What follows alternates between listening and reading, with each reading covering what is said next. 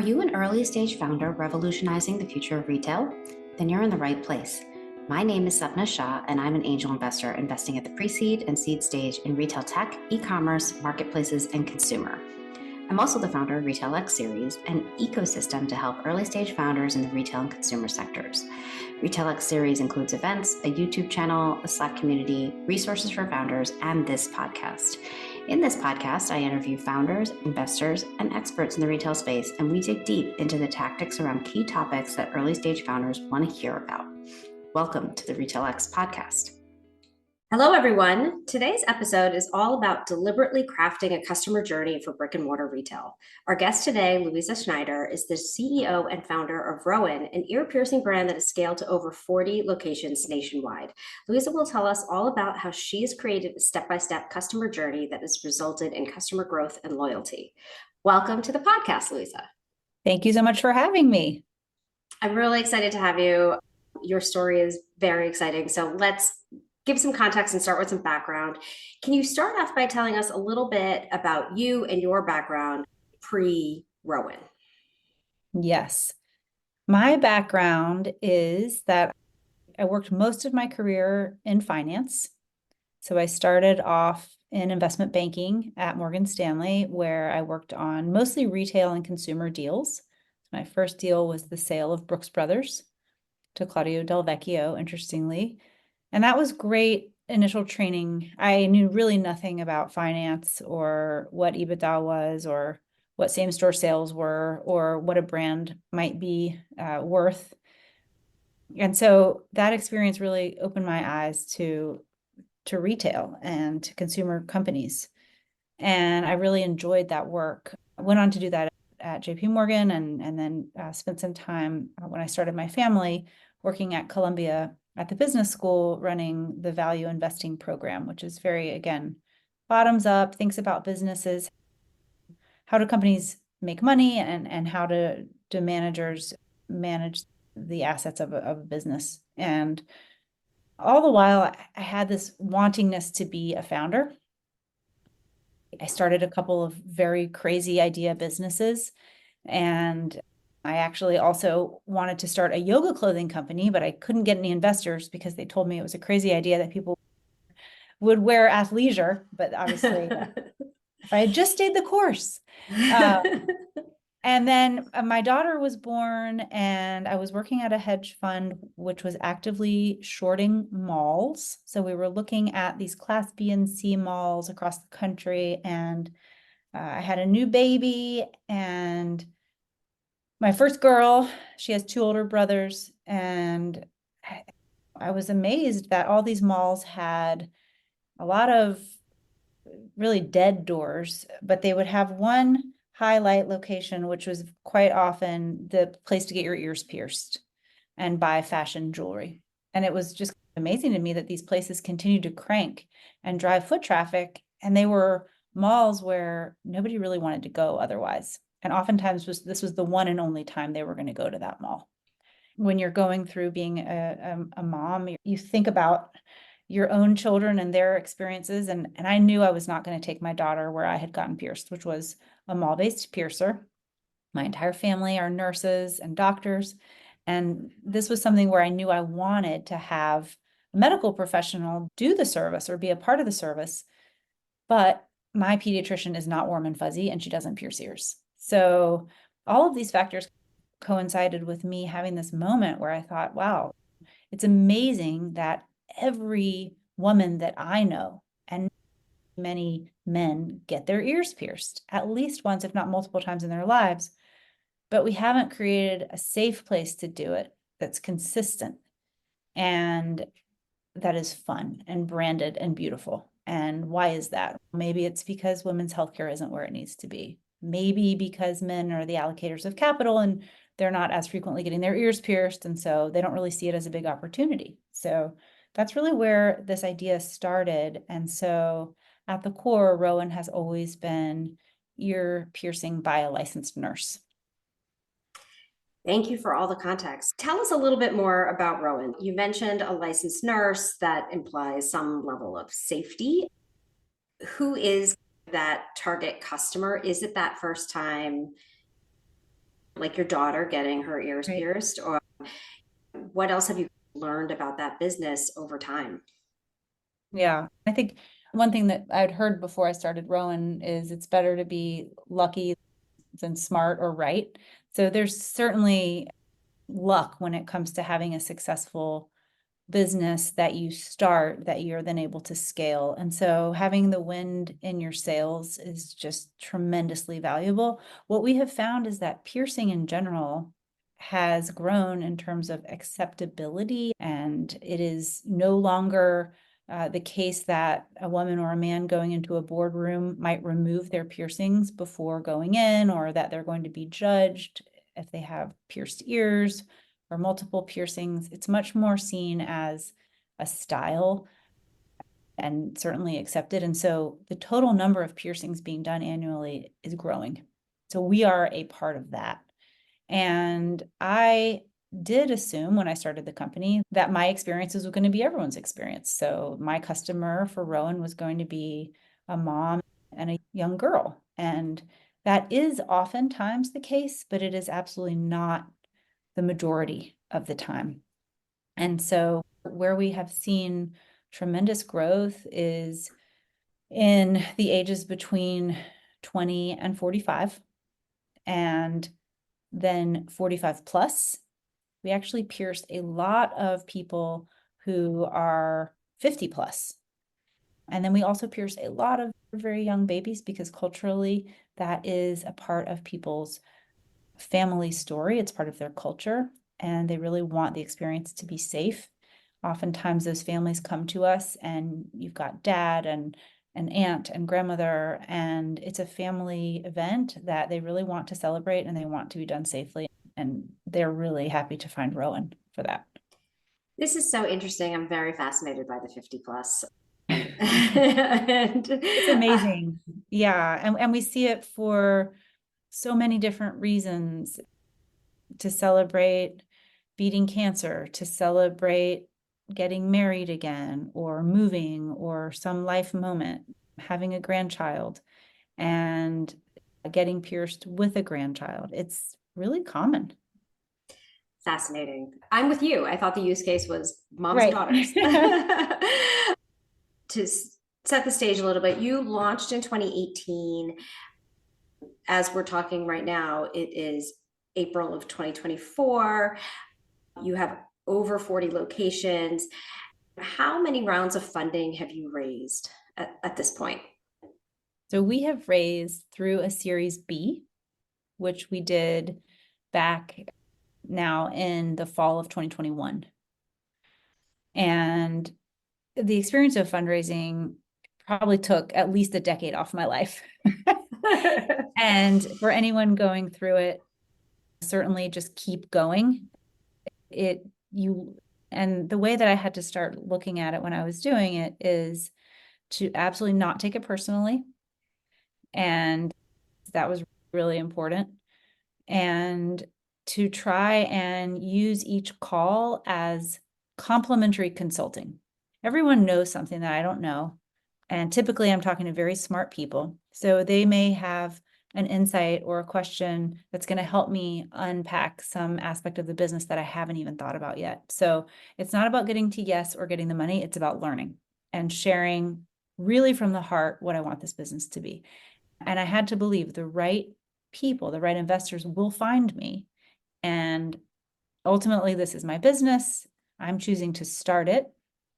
And I want to have investors that want the genuine me and the business that I want to build. And so I'm not going to try to craft my talk for someone, right? Because then I'm going to end up with the wrong investor.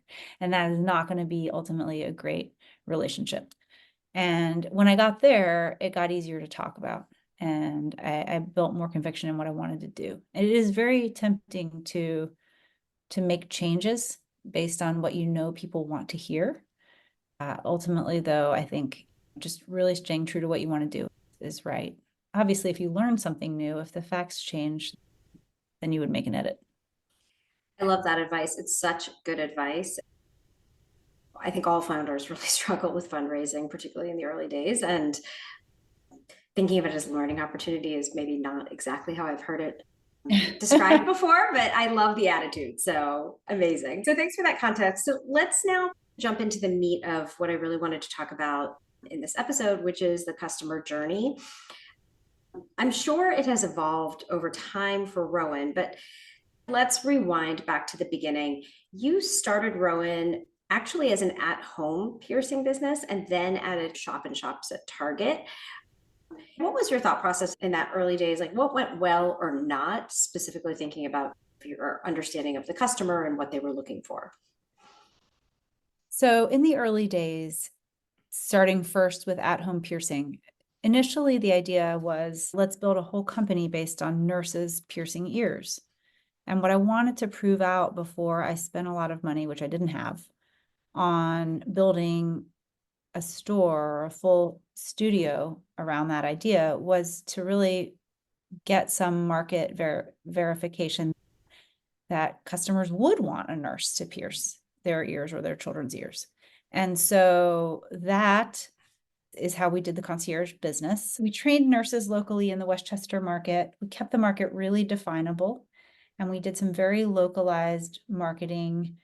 And that was really done word of mouth via email. We didn't have a website set up yet, and we didn't have the ability to do Google ads or anything like that at the time. But what we found was we very quickly got booked, and we did a lot of feedback from our customers. So we asked people, what did you like? What did you not like? Why did you choose Rowan to pierce your children's ears or your ears? And it was nurse. Safety. Safety is the most important factor. And then being excellent, right? Having excellence placement, the proper materials, all of the things that you would expect a medical professional to be able to do or have. And that was really exciting. And it was this proof of concept that we needed to then go on and take the next step in terms of building out a physical location. We were featured in Fast Company in August of 2019, I think. And interestingly, at the time, I had no idea, but the senior management at Target was looking at ear piercing as a way of driving foot traffic and potentially as a service that they might like to add into their four walls. And Target is all about their guest experience and safety. And so when they read about Rowan, they reached out to us, me, because I think we were all of three people at the time in the corporate office. And I immediately completely dismissed the outreach because I thought it was not true. How could I couldn't even get a single VC to take my call, and there's no way that Target is reaching out asking if I would take a meeting. It just didn't seem plausible. And so I ignored it for about 2 weeks, and I got multiple more inbounds. Ultimately, I agreed to a call, and I ended up spending over 2 hours with this person from Target who, wow, was it wonderful. He had done so much research. And as a founder, you know more about whatever this problem is that you're trying to solve than anyone. And it's just so wonderfully refreshing when someone else has done the work. And so that gave me a lot of confidence that they were serious about it. And we continued to have conversations over a period of weeks. We continued to build our business at Rowan. And ultimately, they invited me in, and I went out to Minneapolis, built a relationship with them, continued to build Rowan separately, and began a partnership with them, which culminated in several hundred Target locations having a Rowan pop-up shop on weekends and sometimes during the week. And we were able to scale that during COVID because there were a number of states that did not frown upon doing this type of a service during that time, as long as PPE was used properly. And it was very successful in terms of foot traffic, in terms of bookings. The downside for us is that many of our customers did not know they were getting a Rowan piercing. They thought they were getting ear pierced by a nurse at Target. And so for us to build a brand in another company's door ultimately did not make sense. And so while we were doing this Target business, we were parallel tracking our own studios. And we had opened on the Upper East Side in New York City, in Westport, Connecticut, and in Denver, Colorado. And those three doors were doing incredible business. And they were really creating loyal customers who loved our brand And the nurses who worked in those doors were very happy. And we just found such a different experience from what was occurring with our Target business. And so what we did is we listened and we thought about it. And then we ultimately made the decision to step out of Target, having learned a lot from that experience and gained a tremendous amount of visibility, and really lean into building our own studios. And so that's where we have leaned in, and we're now at about 45 locations. We'll open 30 locations this year. So we've already opened about 10. So we should be at about 65 locations across more than 30 states at the end of 2024. That's amazing. I love that you talked about how you couldn't control the brand within Target, which is like the perfect segue into talking about customer journey. I know as you've continued to open locations and as you've really built the brand, you've started thinking about how do you create this very robust customer journey from the very first touch point that a customer has to all the way through to post service, post purchase. At the time when you opened those first 3 locations, how did you think about customer journey at that point? And then how has that now changed over time as you're now scaling these locations so quickly? It's a great question. We are now building a brand presence, whereas in the initial days of Rowan, our customer didn't know we existed because we didn't exist. Now we've oftentimes pierced their friend or their older sister or someone that they know socially. And so oftentimes our customer is thinking about us years in anticipation of her piercing, which is really awesome. So maybe someone who gets to be pierced at age 7 learned about Rowan 2 years ago, and it gets to come in. And so we've built and are building a digital presence. We are spending a lot of time currently thinking about our product assortment and how we want to continue to be part of our customers' journeys after their piercings. We've given them these beautiful piercings, and now they want to adorn them with jewelry, and we want to be part of that. So what does our customer want? And a lot of that is really listening to our customer and understanding what they're buying, where they're buying it, and what the value proposition is for them around earrings. And some of it is solution oriented. So we're the first company to come out with a solution for sports. We've heard that pain point over and over again with our customer, where she has to take her earrings out for soccer or for lacrosse or whatever the sport might be. She loses her earrings, her ears close up, et cetera, et cetera. And so we were able to put forward a silicone clear disc earring, which can be worn during sports because it's malleable, and a very cute case that you can click onto your backpack and put your fine jewelry earrings in so you do not lose them, because the referee or the coach doesn't want to hold your earrings in his or her pocket anymore, or has lost them in the past. And so this is something that we're really excited about. It's been very well received. So we're trying to think about those types of problem areas around piercings. We want those customers who we pierce to heal well. We have people planning to come to Rowan, learning about us before a piercing, having an incredible experience with us, following up, coming in to have their ears checked on to make sure they're healing properly. And oftentimes too, if they got a needle piercing, to have a post downsize to change their earrings out. Maybe they don't want to physically do it themselves, so we'll do it for them. To be styled, to get another piercing, and to just see our new drops. We're trying to do drops 6 times a year, and really thinking about what those are and why, and who we're thinking about when we design. Contemplating lots on the product end, and that's all to come. But what we have found is that more than 50% of our customers come back for some supplemental service and to shop. That's amazing. That's many more than I would have thought. This always felt like to me like a one and done business, but clearly not. What is that experience? Maybe let's just use the example of first piercing for a young person. What is their experience? They might have heard of Rowan, but how do they go through that journey? Maybe you could walk us through like an example. Actually, it's a really interesting question. And I would advise anyone when you get to between your very early startup phase and growth phase to have an outside company come in and do a lot of work on your customer, because your team is going to have biases. And so it's really helpful to get a totally unbiased, raw look at your customer. What are they doing? What do they think about you? The good, the bad, give it to me, right? Because you want to fix what's not great. And so we did that last summer, and we made a lot of changes on the heels of it.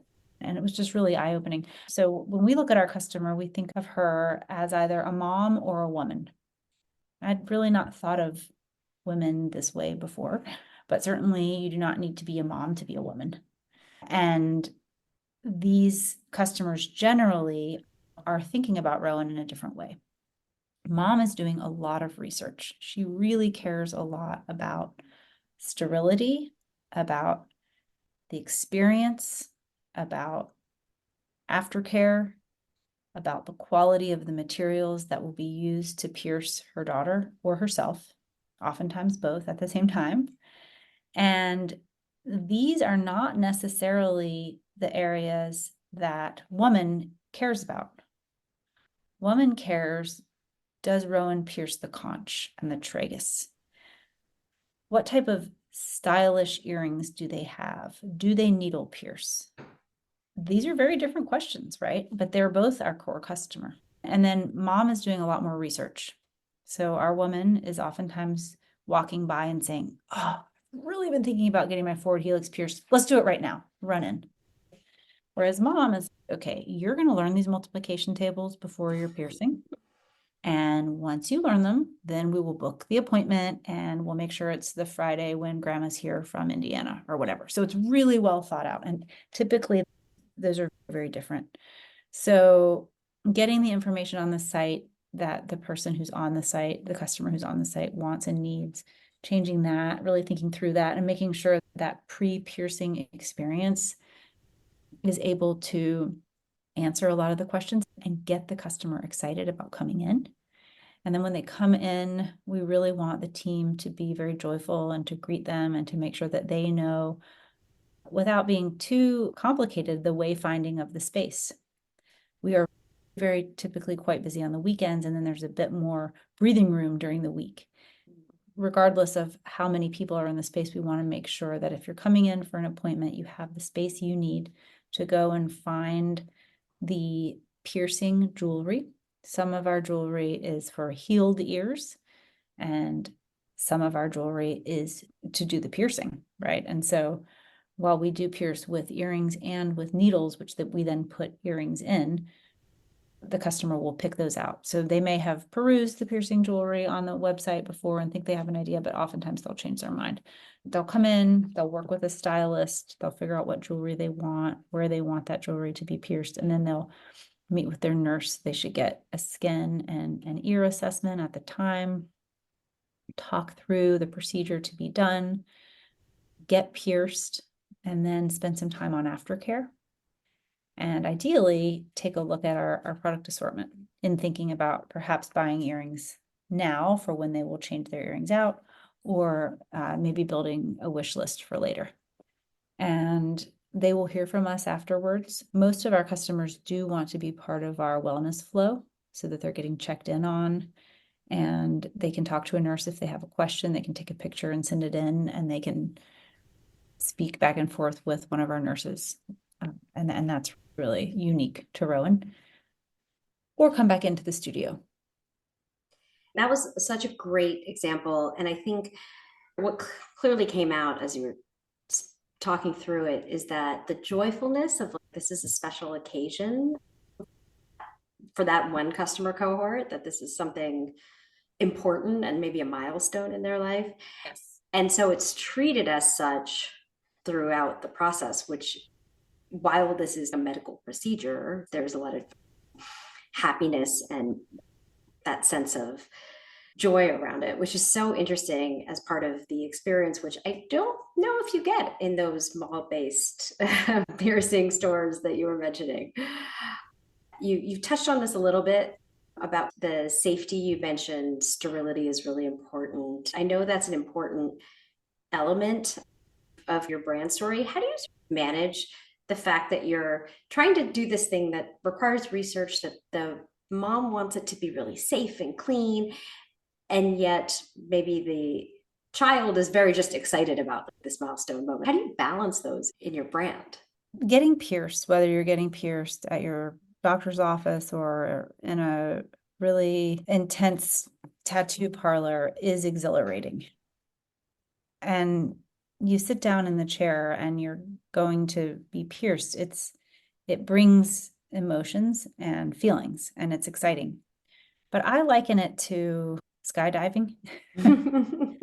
I'm going to feel much freer and more able to enjoy myself if I know that I am in trusted hands and that my parachute is going to open. And I am not going to feel safe or comfortable or able to enjoy the thrill of getting pierced if I don't feel safe. And so it's actually more liberating to know that you're in a place where whoever's going to be doing it has been trained in a consistent and transparent manner, and that the piercing is being done in a way that has been approved by a licensed medical board. And that's Rowan. I think there are many great places to get pierced. The concern that I've had in thinking about the industry is that it's very mom and pop, and it's not overseen by any specific health department, et cetera. The rules and regulations around it change from city to city. And so some areas may have great safety and sterility and great training, and other areas may not. And it's impossible to really know. Yeah, that makes sense. You mentioned that consistency in the piercing. How do you keep the entire customer experience consistent across 45 stores, soon to be 65 stores? Yeah, I think about that a lot when I think about my latte at Starbucks and when I got one in China versus New York. It tasted pretty much the same. Yeah. So that's definitely a goal. And I think a couple factors there. One is the piercing of an ear is, for a licensed nurse, a relatively straightforward procedure that someone is entering into willingly and really wants to be there. And so it's typically joyful from that standpoint and celebratory. And whereas so often what they're doing and what they're tasked with doing in a hospital setting, et cetera, is not. And so you have the medical expert piercer who's doing the service already pleased to be where they are doing what they're doing. And that goes a tremendously long way. You can't really control for that. It's either true or not.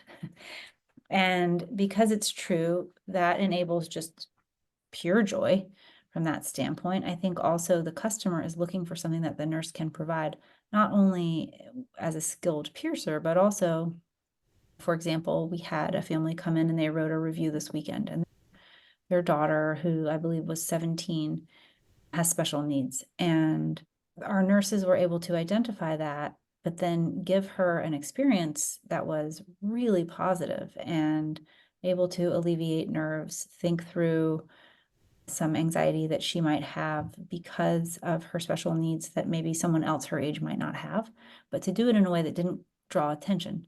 And the parents were just absolutely overjoyed, as was their daughter. But I think the nurses recognize the fact that they have the training and the skills to provide that level of service. So there's a pride in providing it. And that really helps with the consistency because they want to do it. I think having what is a relatively straightforward procedure and having very clear steps in the process, and then having a service that, again, both the customer and the service provider are having a positive experience enjoying together, enables that.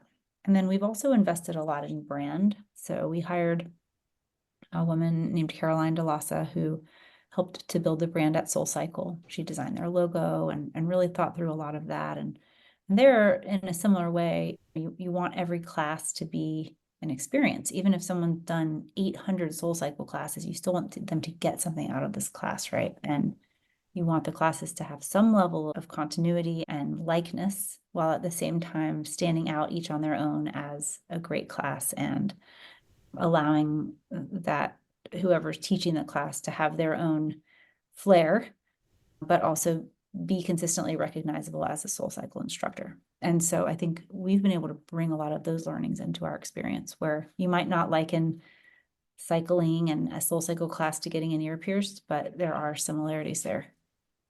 That's really interesting. You had also mentioned that you had this objective look at who are your customers and what are they saying with the firm that you had hired. Now that you have this combination of the brand and experience that you're building here, on the one hand, this information that you've had from an objective party looking at your customer cohorts and who are they and how are those journeys different. How do you track success now from that customer journey perspective? Are there metrics that you're tracking? So the answer is we are tracking, and we recently brought in a CTO. And the thing that's great about data is if you have the ability to analyze it and then do something with it. Data can be overwhelming. And there's just at this point now, with AI and with all the tools that we have at our fingertips that are off the shelf, you can get a tremendous amount of data. But exactly to your question, how are you analyzing it? Why are you even pulling certain data? And then how are you using it and what are you doing with it? And so we're looking at all the different cohorts that we're piercing. We are trying to understand if we're meeting their needs and their requests, and if they are returning, to your earlier question, how frequently, for what.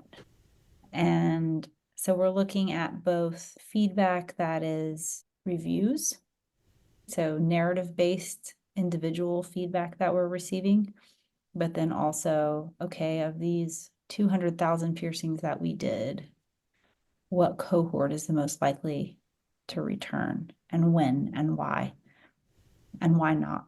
And so we've started doing more polling and sending out more surveys and doing more work with that, and trying to get smarter on how we interact with our customer in terms of asking her what she wants, and then really starting to analyze the data and test. And now that we have more locations, we're able to test in different markets.